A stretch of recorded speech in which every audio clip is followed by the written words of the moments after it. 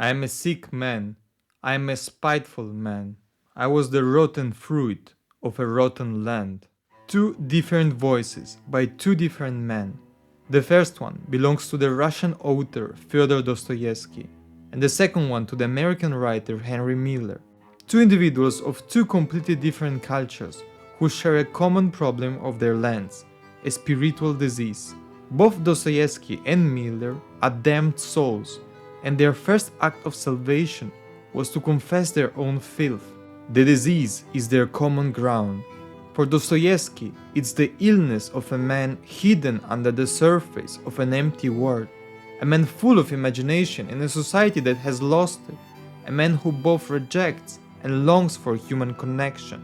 Miller, on the other hand, shows the rot not just inside himself, but in the world around him.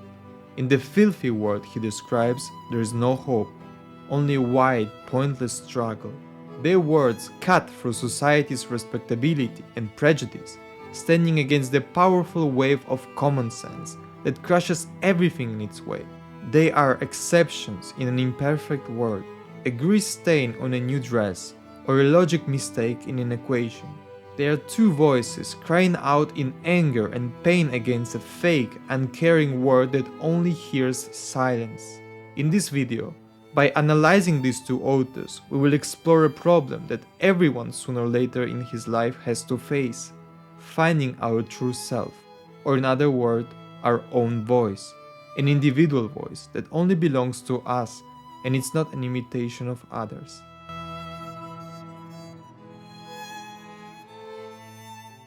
The disease cannot be cured, it fuels everything, just like the fuel burning to keep the machine of life. Without it, everything would be frozen. And anything that stands still is already dead. The safety offered by the peace and silence is only an illusion, because it is precisely there that the deepest human horror is born. Violence erupts like cry of pain in a world that is still not ready to listen. I love all that flows, everything touched by time and becoming that brings us back to a beginning without end. The prophet's violence, ecstasy in obscenity, the fanatic's wisdom, the priest's rubbery chant, the whore's filthy words, spit lost in the sewers, milk from the breast and bitter honey from the womb. All that is fluid, raw, corrupting and cleansing, pus and filth that, in flowing, purify, losing meaning, moving in a great cycle toward death and dissolution. The ultimate incestuous desire is to flow with time, to sink into the vast beyond that is here and now, a futile, suicidal longing, bloated with words paralyzed by thought. Plato's world of ideas has the opposite effect of what it promises. The closer one gets, the more their voice is drowned out by the chorus of divine songs. What should be a moment of elevation becomes a loss of self, not communion, but erasure. Same critique could be moved to any promised land or metaphysical paradise. Dostoevsky says, "The more I became aware of the good and of all this beauty and sublime, the deeper I sank into the mud, and the more I loved to wallow in it."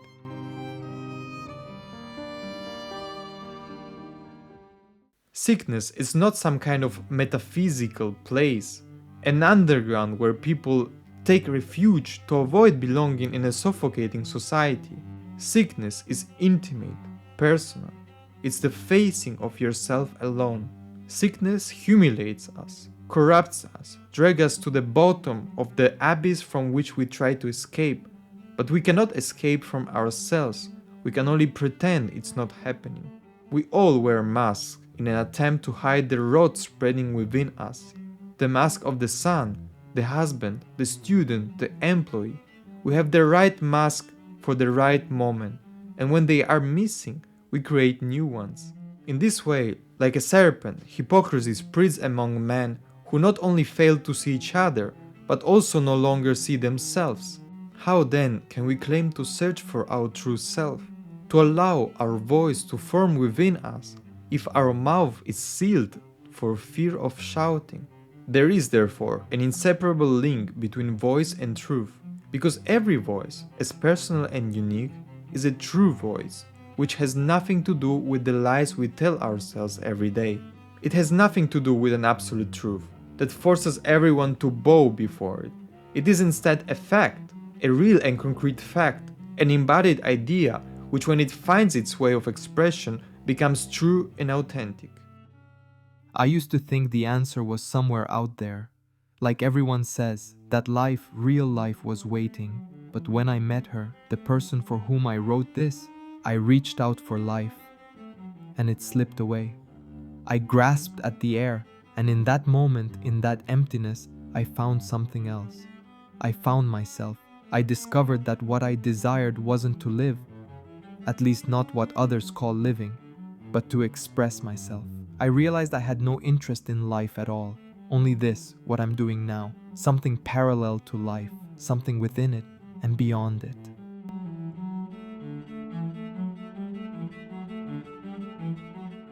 Henry Miller embarked on a one-way path toward chaos, leaving his own soul behind. Once you abandon your soul, everything becomes simpler. Prejudices, moral, values, teachings, God, everything is left behind. Everything sacred loses its meaning. By abandoning his soul, Miller lost interest in anything. A divine miracle is just as distant as a yawn. Themes that make others stop, whether out of fear, respect, or common sense, or any other reasons, do not represent a hindrance to his expression. The death of a person and family are merely social bonds in which our voice is suffocated. Art means going all the way. If you start with drums, you must end with dynamite. With this principle, Miller drags himself through the desolated streets of the society he lives in. It almost seems like he moves by inertia, dragged along by life, without hope or future, in a world where all he hears is silence. What distinguishes him from others is not the malice that seems to emerge from his words, but the hypocrisies of others, in their unwillingness to face themselves. Like vultures, men circle the hot dunes of the desert, waiting for someone to die so that they can devour their carcass. You walk the streets knowing that you are crazy, obsessed, because it is all too obvious that these cold, indifferent faces are the faces of your masters. Here, all boundaries disappear and the world reveals itself as the mad slaughterhouse that it is. The wheel turns endlessly, the chains tighten, logic runs wild, the bloody cleaver flashes. The air is cold and stagnant, not a sign of an exit anywhere. No choice except death, a blind bond at the end of which lies the scaffold. He wasn't cruel. The world was hypocritical, and he refused to lie to himself. While others waited like vultures for the fallen, Miller shouted his madness into the void.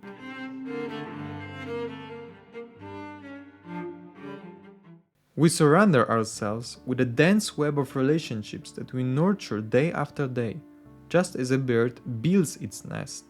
We are jealous of these relationships and keep them all close, just as the bird protects its nest. When life goes in the right direction, the bird chirps, and we hear a sweet song. When one of the little ones die, the bird cries in the pain, but we still hear a sweet song. Each person abandoned to themselves, each person alone in a world that only hears what it wants to hear. A world founded on misunderstanding, on disinterest, which throws you into the deepest solitude. You are thrown on earth like garbage, rotting, waiting to be picked up. Each one advances along their own path, and though the earth rots with good things, there's no time to gather the fruits. The procession marches toward the exit sign, and there's such a panic, such a desperate rush to the escape, that the weak and defenseless are trampled in the mud, and no one hears their cries. If living means reclining on the surface, waiting for something to happen, then it doesn't make sense to live. If the world is a masquerade ball where no one can see each other's face, where no one can hear the other because the noise of gossip is too loud, then the world shouldn't exist. If being a human means stepping on others, to climb higher and higher along the slippery candle of society, to reach the flames, to burn and redeem yourself, to cancel your sins, then I don't want to be a human.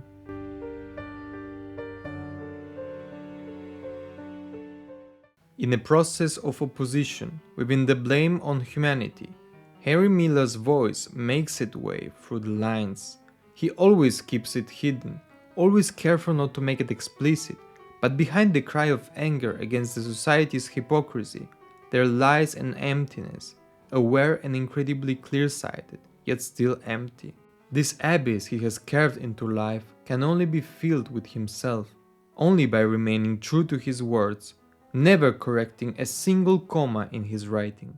The raw and relentless language is the result of a man who has felt more than others the weight of the solitude that has crushed him. What is expressed is the trembling voice of an artist with a very sharp sense of life. It is the sum of all contradictions that reality manifests. A voice lost in the chaos, because it is only there, at the bottom of the abyss, in the nonsense, that we find the true meaning of life. Our concept of man is now diseased. Just as Nietzsche announced the death of God, Miller announces the death of man. The time for a new era has arrived. Side by side with the human race flows another race of creatures, the inhuman, the race of artists who, stimulated by unknown impulses, take the lifeless mass of humanity and, with the fever and fermentation that fill it, transform this soft dough into bread, bread into wine, and wine into song. From the dead manure and inert scoria, they generate a song that contaminates. I see this other race of individuals rummaging through the universe, overturning everything, with feet always moving in blood and tears, hands always empty, always reaching for what is beyond, the far-off good. They slaughter everything that gnaws at their vital organs. I see that when they tear their hair in the effort to understand, to grasp this eternal, unreliable. I see that when they bellow like crazed beasts, tearing and stabbing, I see that this is right, that there is no other way to follow. The man who belongs to his race must rise to a high place with a litany on his lips and rip out his insides. It is right and just because he must. And everything that is not this tremendous spectacle, everything that is less tremendous, less terrible, less mad, less poisonous, less contaminating is not art. It is artifice, it is human, it belongs to life and non-life. Why this radical rejection of humanity? Because my word has flushed all human bounds down a toilet. Because being human is a poor, sad, miserable thing, limited by the senses, constrained by morality and codes, defined by the obviousness and isms. A few lines later, Miller gives the example of a voice that, more than any other, has been able to illuminate the depth and vastness of darkness. Dostoevsky.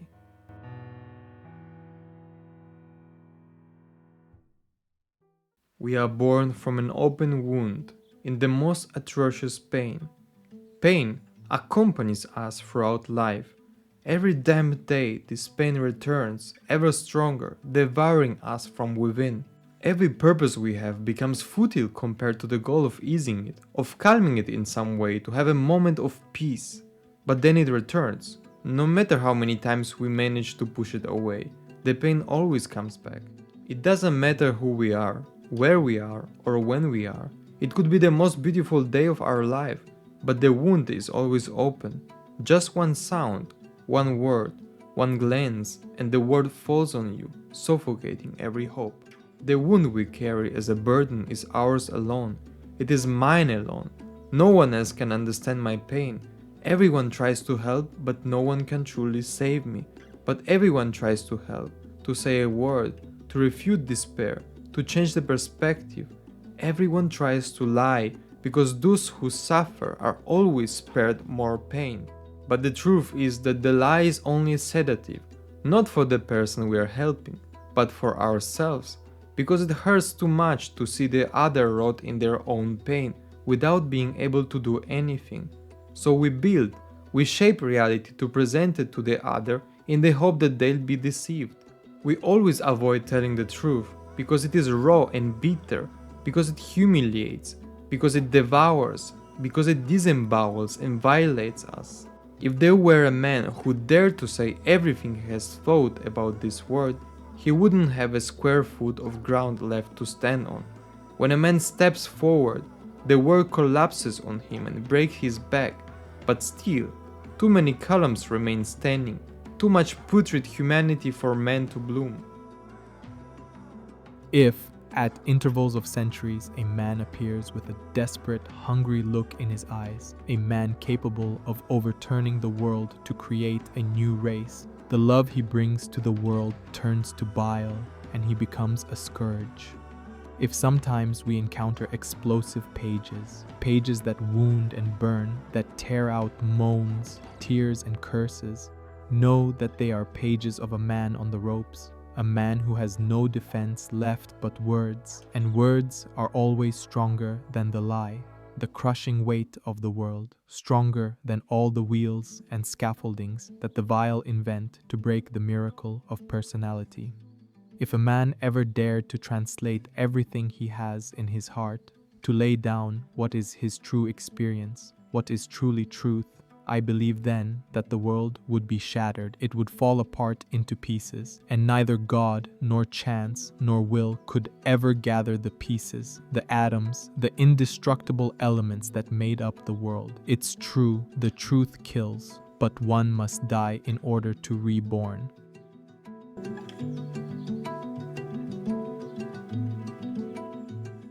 The protagonist of Notes from the Underground is a man who has lost his humanity, who has nothing and no one, and prefers to live isolated in the hole he has dug for himself. All of this continues until he meets Lisa, a young damned woman who prostitutes herself to survive. Unlike Miller's, Dostoevsky's language is much more subtle and allusive. Instead of striking you with violence, it takes you by the hand and leads you to peer into the abyss of the human soul. The woman sees in the protagonist a figure who suffers, and like many other characters from Dostoevsky's library, she takes the burden upon herself in order to redeem herself and help the man through the most powerful cure, love. But this short novel is an exception. The protagonist's response is shocking. Instead of accepting the woman, he humiliates her with an act of the lowest kind. After a conversation in which the woman opens up completely to the man, sharing her voice, the man rejects her by placing a banknote in her hand, an act that underscores her position.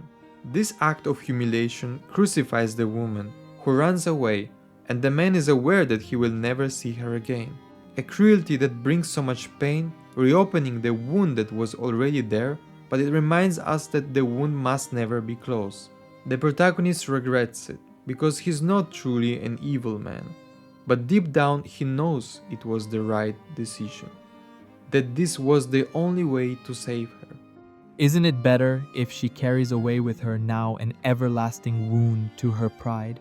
Humiliation, after all, is purification. It is the acutest and most vivid consciousness. Tomorrow I should have polluted her mind and wearied her heart by my presence. But now the insult will never die within her, and however revolting the filth in store for her, her humiliation will elevate and purify her through hate and, perhaps, forgiveness. And I close this video with this question: which is better, a cheap happiness or noble suffering? Thank you for watching this video. I'm Ivan and this is Empyrean, the Academy of Philosophy and Fine Arts.